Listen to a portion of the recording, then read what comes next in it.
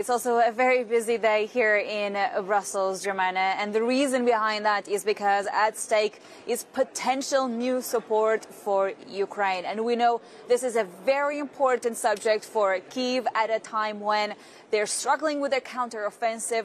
There's an imminent threat that U.S. support will come to an end this month. And then, of course, there's further pressure on the EU to deliver for Ukraine. But we know, we have been speaking about this throughout the week, that so far Hungary is blocking the disbursement of 50 billion euros to Ukraine.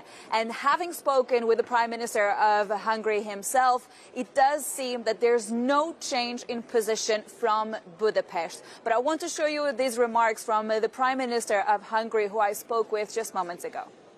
The first is that to get is better late than never. Second, why we are here is not to make business. It's not about bargain. It's not about deal. We represent approaches and principles.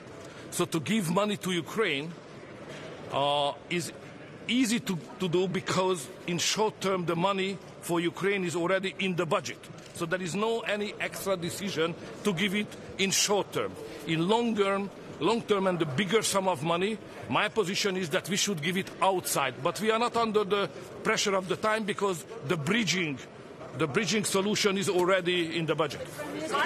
So, and plus Hungary does not connect any Hungarian issue to any Ukrainian or other issue. It's not our style. The 50 billion are supposed to start next year, so that's in the short term until 2027. Next year, you mean? Yes. But that will be a European election. Why we are not behaving democratically to wait the new leadership, you know?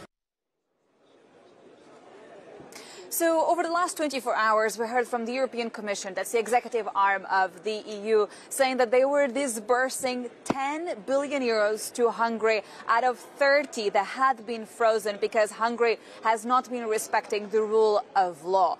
But when I asked the Prime Minister of Hungary whether those 10 billion would perhaps convince him to give further support to Ukraine later on today, he actually tried to say that this is not linked and that one pot of cash is not related to the other. And it was very interesting to hear that because I had the chance to pose a similar question to previous leaders earlier today, and everybody seems to be essentially dividing both topics. But of course, Romana, the timing is very interesting. A lot at stake at this European summit. Let's see whether or not there will be a compromise when it comes to financial aid for Ukraine, but also on potential accession talks for Kyiv as well.